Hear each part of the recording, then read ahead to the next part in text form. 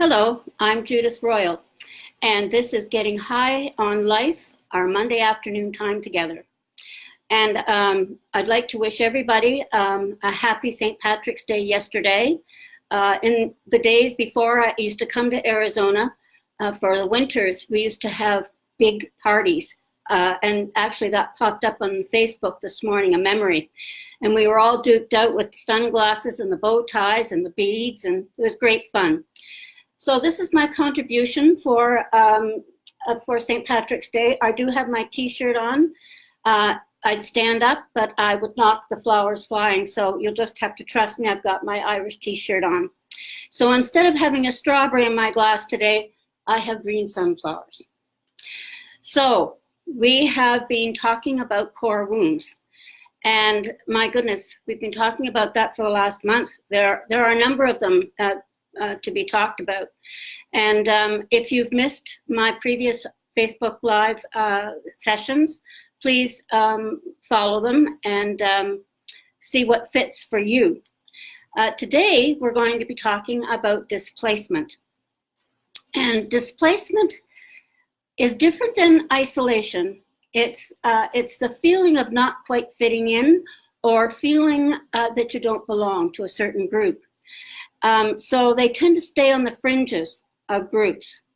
And sometimes the reason for that is that they don't quite understand the social norms or mores or rules of the group.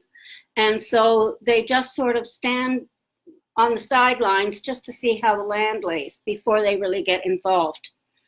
And if you think back to high school days, that seems to be most prevalent because teenagers, friendships and belonging to groups is of paramount importance. And if you want to think back about a time that you didn't belong, it's probably during your teen years in high school. And so we can look at displacement in a positive way or a way in which we need to do some work on healing. Some people celebrate the fact that they're different. You hear them say, nobody else is like me, and I'm special.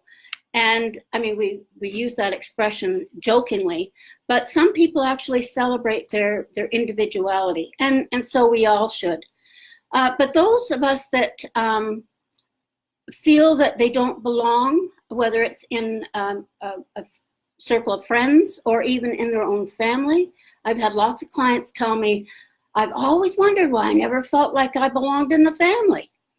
And so what you have to watch for in that case, when you have a circle of friends and you're the odd man out, sometimes the group will make up something about the person sitting on the fringe to make them feel even more unique or different. And I was always taught, and it might be generational and it might be just part of being a woman my age, but I grew up being told that when I'm out of step with everybody else, there's something wrong with me. So as we have been doing the last few years, we've been reviewing those belief systems that no longer work for us, that were never true, aren't true now, and never will be true. And so I have since found that that's not necessarily true. Just because you feel like you don't want to jump into the pot on every occasion, that's just fine. So if you're feeling like you want to celebrate your uniqueness, that's great.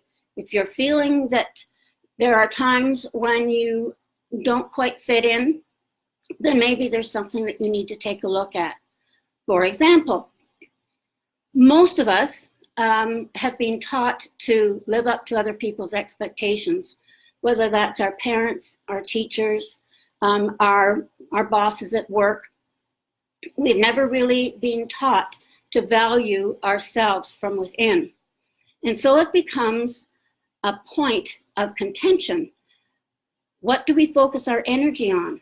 Validating ourselves from the inside, and that is discerning what's right for us, what is right for us to do and say, or do we measure ourselves according to what other people say about us? You've heard the expression, people define themselves by what other people say. And so if you're feeling like you're on the fringe, that may be something you need to take a look at is, are you really valuing yourself? And of course, that leads to self-acceptance, self-love, and authenticity. And of course, that's the last Destiny Gateway, authentic embodiment. So you'll hear language used such as, well, people just don't understand me. Now that can be true, that they don't understand where that person is coming from, or it could be an excuse for maybe not listening to another person's point of view, and you will stick to your guns no matter what. And we do try to stay open to all possibilities so that we can find the best possibility for ourselves. So I want you to take a look at that over the next week. Last week we talked about injustice, and my goodness, did that start up some wonderful discussions and a new layer of the onion peeled. It was really interesting what happened after the Facebook Live and what popped up for different people over the week. So please feel that you can make comments in the side portion there. The discussion starts there usually.